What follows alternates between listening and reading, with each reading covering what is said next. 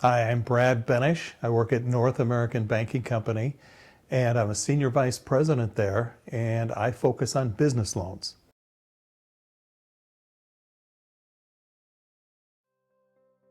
No, you start out, thinking one thing and something else happens.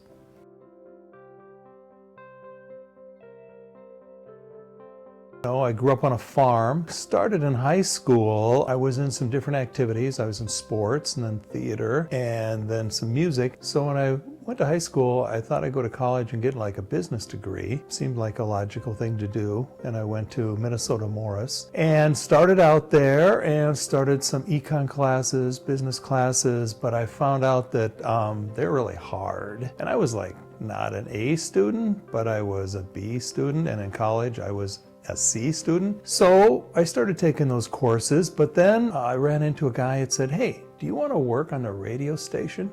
Sunday afternoons, 3 to 6, being a disc jockey. And I go, yeah, that does sound kind of fun. And I did that for, majority of my time there. I had just a blast. Back then we had records, and that's what you played. And I go gather up a bunch of records from all over the place and play them Sunday afternoons. It was pretty fun. I had so much fun, I then decided maybe this is where my journey will take me. Maybe I should be in radio.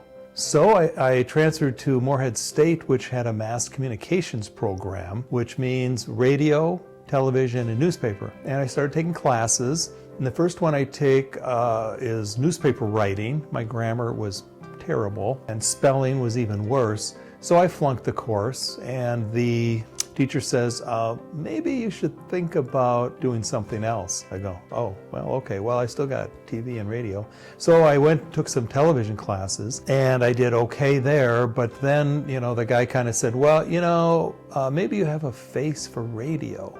Well, okay, I guess I can take that criticism.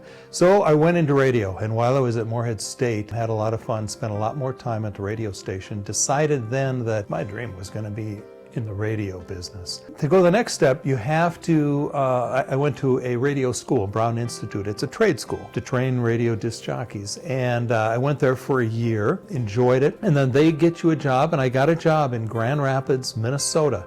And I got my first radio job there on Kix 96 was radio station. And I worked the midnight to 7 shift, and I had the #1 radio show in Grand Rapids right away when I started. That's a true fact. While I was there and while I was at Brown Institute, when you're on the radio, back then you needed another name, a pseudonym. So I came up with Jack Diamond because I always wanted to be a Jack, I think, and Diamond just sounded cool. So while I was on the radio station, I always said something when I got on the air where I said, this is Jack Diamond. Tune me in, I'll turn you on, because I'm taking you home tonight.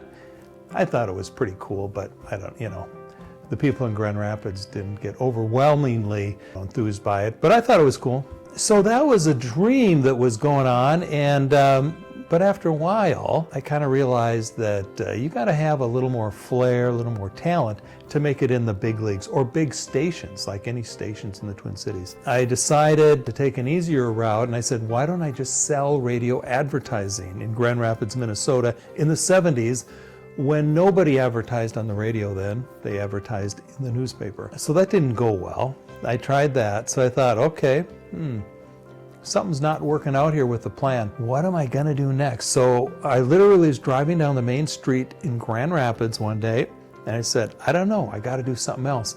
And for some reason in my mind, I always liked numbers, which I don't know why, because the highest math class I took in high school, well, elementary, was 6th grade geometry.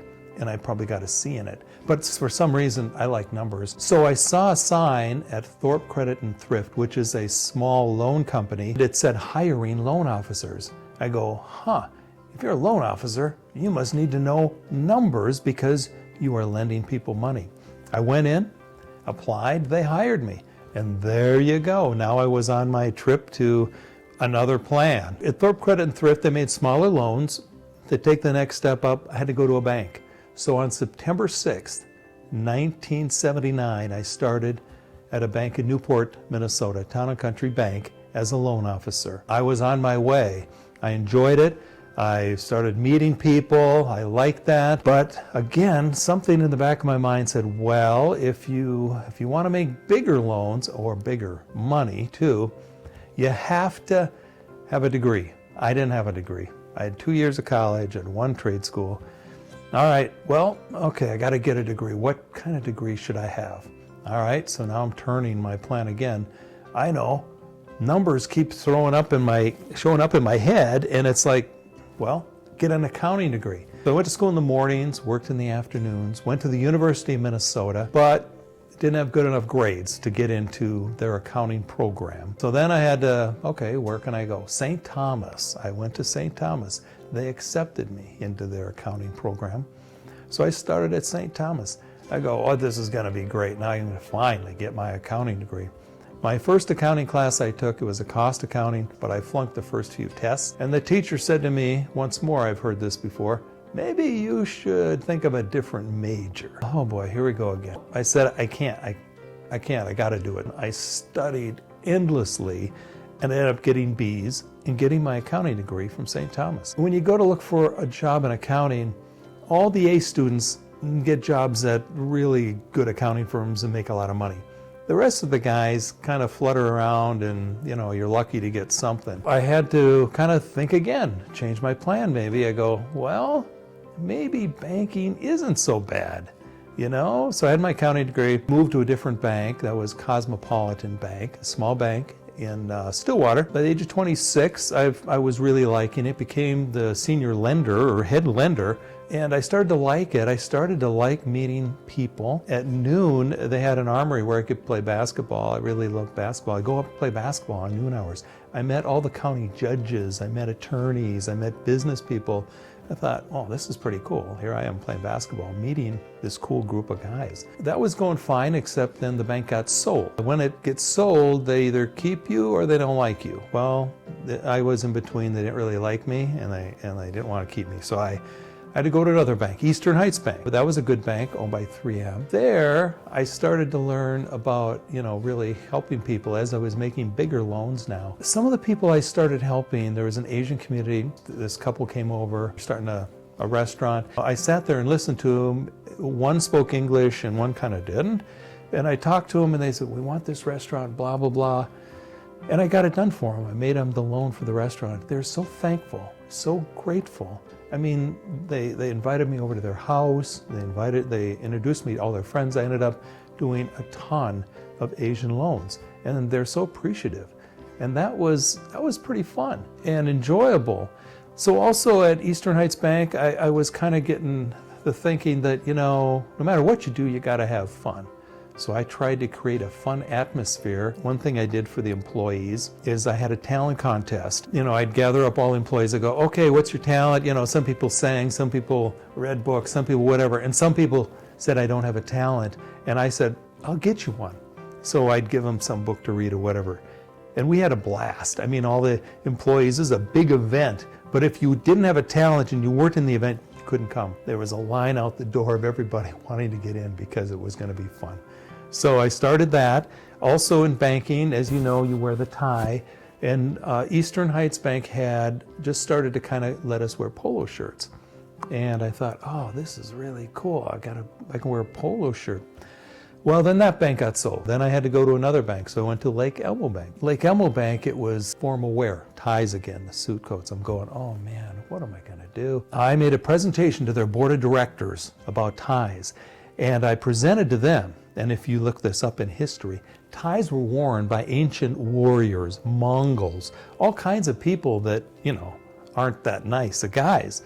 So I presented this to the board, and I don't know if they really believed me or not, but they got quite a chuckle out of it and decided to go casual. Big accomplishment for me. I also started building up more and more relationships to carry forward with new business loans, and at the other bank, Eastern Heights, they came with me to Lake Elmo, developing a lot more friendships with my customers, which I found very, very rewarding. And then after that, I went to a North American banking company where I'm at now, and I've been there 16 years. I went even up the next level of meeting people, networking, helping people, to the point now after, it's been 40 years I've been in banking.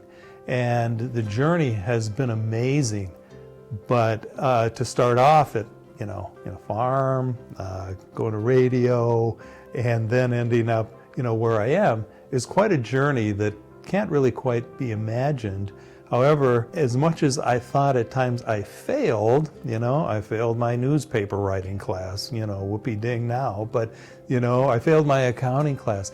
But those weren't failures as I look back at them, because they were just bumps in the road that everybody goes through to get where you're going to end up to in life. So at North American now, all my, most of my customers are my friends, and it's just such an enjoyable place and environment to work that, I enjoy every day. So it's almost not like work. The moral of the story is that you can start off with one thing that you think of that you're gonna like. Like, for me, it was radio. I really like radio. I got into it. It was really fun.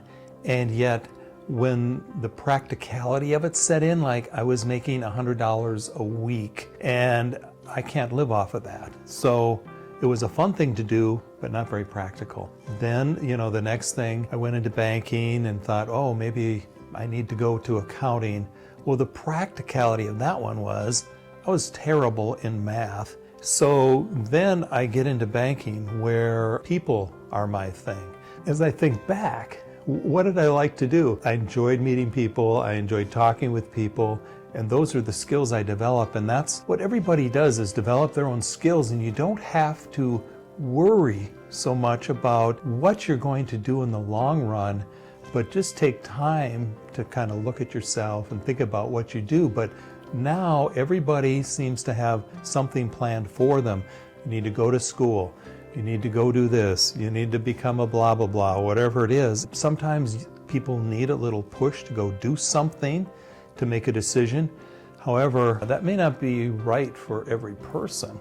And everyone should just think about what they like to do. If you find something you like to do and it's practical and you can make some money, try and do it.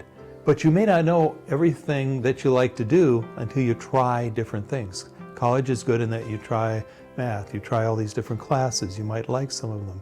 Or a trade school might be good, you try this, and then you go, oh, well, I don't like that, but I learned this skill. Don't limit yourself in what you think that you can do. Keep an open mind.